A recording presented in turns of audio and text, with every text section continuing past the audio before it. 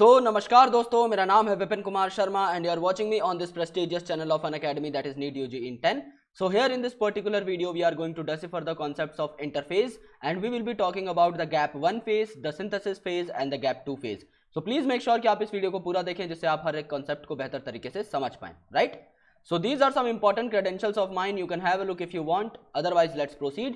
You can also get connected to us via Unacademy's learning app. This app is freely available on Google Play Store. You just need to install this app. You just need to go to the NEET UG section and you need to click on get subscription after that.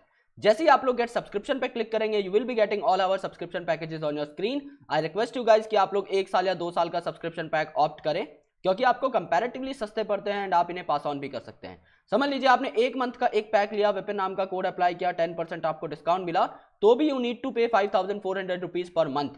But in contrast if you will take a package of 2 years तो आपको सिर्फ 1300 rupees per month पे करने पड़ेंगे after applying code Vipin.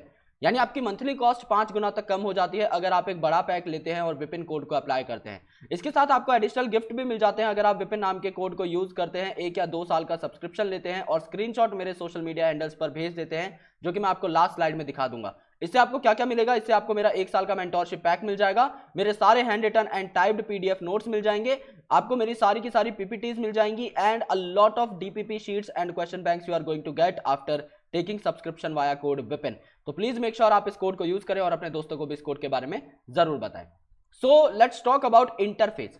Interface में हमने देखा था कि इसे आपका रेस्टिंग फेज कहा जाता है। क्यों? क्योंकि इसमें आपका सेल एक्चुअल में डिवाइड नहीं करता, बल्कि इस पर्टिकुलर फेज में सेल आपका प्रिपरेशन फॉर डिवीजन करता है, यानी डिवाइड करने के लिए तैयारी करता है। इस तैयारी में आपके प्रोटीन सिंथेसिस भी आ गई, डीएनए सिंथेसिस भी आ गई, सेंट्रियोल डुप्लीकेशन भी आ गया, काफी सारे तामझाम यहां पर होते हैं 3 फेजेस के अंदर that is G1, G2 and S। और अगर आप इन्हें एक सीक्वेंस में लगाएं तो सबसे पहले आपका G1 होता है, देन आपका फिर इसके बाद आएगा S एंड देन आपका G2। This is the correct sequence, right? तो देखते हैं कि इनमें क्या क्या होता है। So G1 phase corresponds to the interval between mitosis and initiation of DNA replication. यानी देखो आपका साइकिल क्या है, आपका सबसे पहले देखो इंटरफेज है, तो इंटरफेज में आपका आया G1, S, G2, इसके बाद क्या आएगा आपका M फेज आएगा, राइट? आपका M फेज आ जाएगा। फिर इसके बाद दोबारा से इंटरफेज स्टार्ट हो जाएगा M फेज के बाद, तो G1, S, G2, फिर दोबारा से आपका M फेज आ जाएगा and so on, because it is a cycle. तो ये साइकिल आपकी चलती रहेगी। तो गैप 1 फेज क्या हुआ? Gap 1 phase is the phase between mitosis and S phase, that is the DNA replication phase. तो G1 क्या हुआ? ये आपका डीएनए रेप्लिकेशन यानी S फेज और माइटोसिस यानी M फेज के बीच का गैप है। तो ये बात यहां से बिल्कुल प्रूफ हो गई, सही बात है ये। During G1 the cell is metabolically active. Cell काफी ज्यादा एक्टिव रहता है, जो कंटिन्यूअसली ग्रो करता रहता है, because cytoplasmic increase is a constant process and a continuous process, but does not replicate it's DNA, क्योंकि डीएनए आपका S फेज में रेप्लिकेट होता है। तो S फेज जब आएगा तो आपकी सिंथेसिस फेज में क्या होगा? आपका डीएनए रेप्लिकेशन टेक प्लेस करेगा, डीएनए कंटेंट आपका डबल हो जाएगा। So during this time the amount of DNA पर सेल डबल्स। आपका एक सेल में जो डीएनए है वो डबल हो जाएगा। If the initial amount of DNA was 2C, okay, C means the concentration of DNA। अगर इनिशियली आपका डीएनए की कंसेंट्रेशन 2C थी तो ये आपका 4C हो जाएगी आफ्टर डुप्लीकेशन, कंटेंट आपका डबल हो गया है।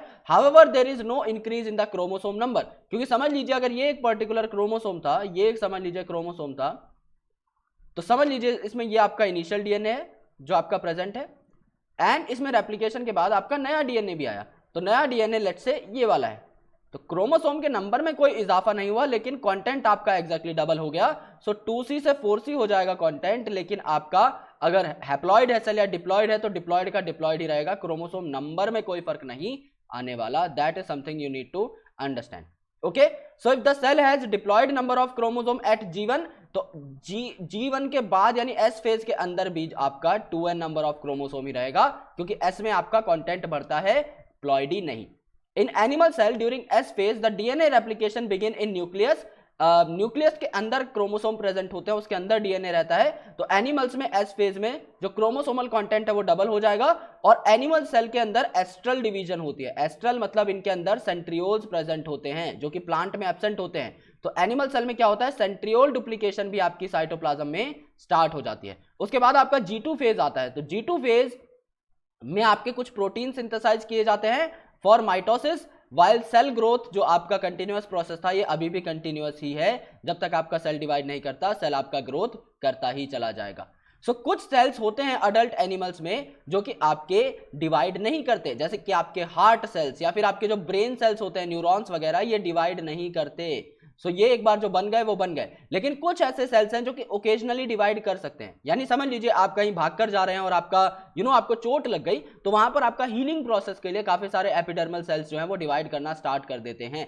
तो यहां पर आपके रिप्लेसमेंट के लिए, आपके लॉस्ट सेल को दोबारा लाने के लिए, आपका इंजरी के टाइम पे या सेल डेथ के टाइम पे सेल्स को सेल के अमाउंट को मेंटेन करने के लिए कुछ सेल्स को आप जो है इंड्यूस कर सकते हो टू डिवाइड, और वो जो है आपका सेल नंबर बढ़ा देते हैं। सो कुछ सेल आपके डिवाइड नहीं करते और जीवन फेज से एग्जिट कर लेते हैं, इन्हें आप कहते हैं क्वेसेंट सेल्स, जो कि क्वेसेंट स्टेज में चले जाते हैं, जिसे आप जी0 फेज भी बोलते हैं। यानी समझ लो ये आपका जीवन था, इसके बाद आपका एस फेज आ रहा था, तो यहां पर क्या हुआ, G1 से कुछ सेल आपके निकले और G0 में चले गए, ये आपका इनएक्टिवेटेड स्टेट है, right. Cell in this stage remains metabolically active, ये मेटाबॉलिकली तो एक्टिव है, जैसे कि आपका समझिए जैसे इंटरफेज को हम लोग क्या कह रहे थे, आपका रेस्टिंग फेज कह रहे थे, लेकिन एक्चुअल में उसमें सेल रेस्ट पे नहीं है, इसको भी आप जो है इनएक्टिवेशन फेज बोलते हो, लेकिन सेल इसमें मेटाबॉलिकली एक्टिव है। यानी ये जो आपका G0 में सेल है ये आपका वापस आ सकता है to G1 when it is induced. अगर इसको कोई केमिकल सिग्नल मिलेगा तो ये क्या करेगा, अपना दोबारा से G1 में आके सेल साइकिल को स्टार्ट कर देगा, बट ये प्रोलिफेरेट नहीं करता G0 फेज में जाने के बाद, ओके। लेकिन जब ये इंड्यूस कर दिया जाएगा then it will come back to the normal thing and it will again come back to G1, after that ये S में जाएगा, आफ्टर दैट ये G2 में जाएगा एंड उसके बाद ये आपका M फेज में जाकर डिवीजन शो कर देगा। सो कुछ सेल आपके G0 में निकल जाते हैं एंड बाद में आकर G1 में दोबारा से एंट्री मार लेते हैं। So this is a question जो कि 2019 में पूछा गया था नीट के अंदर, और इसमें ऐसे बोला गया था G0 सेल की प्रॉपर्टीज क्या है कि ये सेल्स आपके एग्जिट कर लेते हैं from the G1 phase and they can again came back to the same position, right. So animals के अंदर क्या होता है, एनिमल्स में आपका जो माइटोसिस होता है ये आपका सिर्फ डिप्लॉयड सोमेटिक सेल्स में देखने को मिलता है, ओके। जबकि आपके प्लांट में आपका both haploid and diploid cells में चीज देखने को मिलती है, क्योंकि प्लांट लाइफ साइकिल आपकी हैप्लॉन्टिक भी हो सकती है जैसे एल्गी के अंदर, ब्रायोफाइट के अंदर, और डिप्लॉन्टिक भी हो सकती है जैसे टेरिडोफाइट, जिम्नोस्पर्म्स और एंजियोस्पर्म्स के अंदर। So totally depends upon what kind of plant it is, और उस हिसाब से आपकी जो है माइटोसिस हो जाती है। So if you really got this video, then you can give this video a big fat thumbs up. You can subscribe to our channel and you can press the bell icon for sure. और अगर आप Unacademy का subscription लेकर मुझसे live पढ़ना चाहते हैं then please make sure कि आप विपिन नाम के कोड का यूज करें, बिकॉज इस कोड को यूज करके अगर आप सोशल मीडिया हैंडल्स पर स्क्रीनशॉट भेज देंगे तो आप मेरी मेंटोरशिप बैच में डायरेक्टली एनरोल हो जाएंगे, right. Thank you so much, lots of love and I will catch you in the next video. Thank you.